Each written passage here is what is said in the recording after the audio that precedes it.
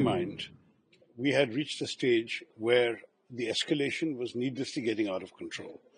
Peace is necessary for us. Ask the people of Punch how many have died since this war began and the shelling from the Pakistanis. There was no reason to risk the loss of more lives and limbs and fortunes. We need to focus on the well-being and prosperity of Indian people, of growth, development, progress. I think the peace is the right way to go at this stage. No one should be allowed to get away with killing innocent Indian civilians. But that doesn't mean we should put the entire nation at risk in a prolonged war.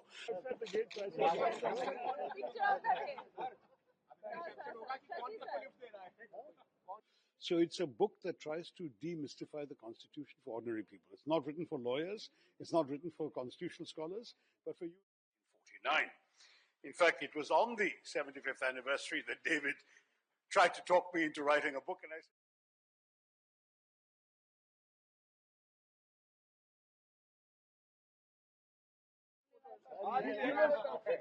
he was waiting for a taxi outside the gate.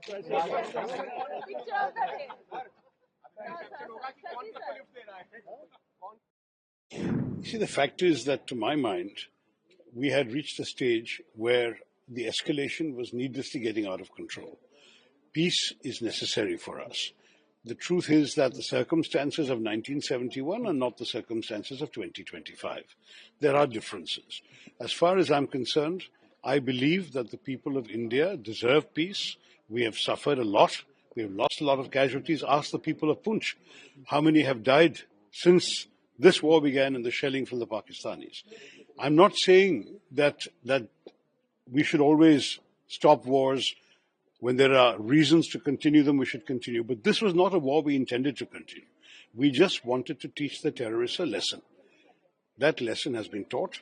I'm sure the government will continue trying to identify and track the specific individuals who did the horrors of Pahalgam. But as far as this particular conflict with Pakistan was concerned, there was no reason to risk the loss of more lives and limbs and fortunes. We need to focus on the well-being and prosperity of Indian people, of growth, development, progress.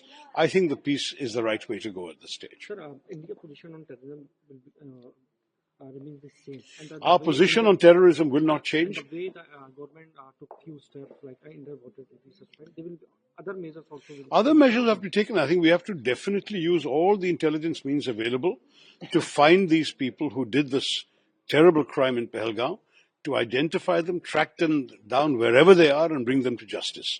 That is indispensable. It may not happen overnight. It may take months, it may take years, but we will have to do it. No one should be allowed to get away with killing innocent Indian civilians. But that doesn't mean we should put the entire nation at risk in a prolonged war. So I'm in favor of peace, but I do not in any way suggest that we should stop the quest to find these terrorists and bring them to justice. One last question, sir. Are you happy with Prime Minister Modi's step, and you're still missing Indira Gandhi? No, look, I think 1971 was a great achievement of our history. I'm proud of it as an Indian. Indira Gandhi ji rewrote the map of the subcontinent, but the circumstances were different. Today's Pakistan is a different situation. Their equipment, their military equipment, the damage they can do, everything is different. And the circumstances of Bangladesh, we were fighting a moral cause to actually bring people to freedom and liberation. That was a completely different story. This is a different story. We would have ended up with a much longer, protracted conflict with a lot of loss of life on both sides, a lot of damage, a lot of expense. Is this the biggest priority for India today? No, it's not. We wanted to teach those who had sent these terrorists across that there is a price to be paid. We still have to catch the individual terrorist perpetrators, but we do not need to tie the whole country down in a war.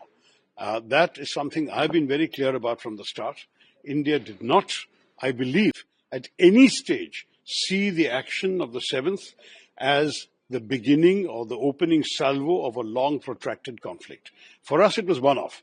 We'll do it. If Pakistan did not escalate, we would not have escalated. Pakistan did. We also did. It was getting to a point where if it continued like this, we would needlessly have been caught into a long drawn-out war without a clear objective at the end of it. Liberating Bangladesh is a clear objective. Just keeping on firing shells at Pakistan is not a clear objective. You see the difference. हमसे जुड़े रहने के लिए हमारे YouTube channel को subscribe करें और नई वीडियो की नोटिफिकेशन के लिए बेल आइकॉन को दबाएं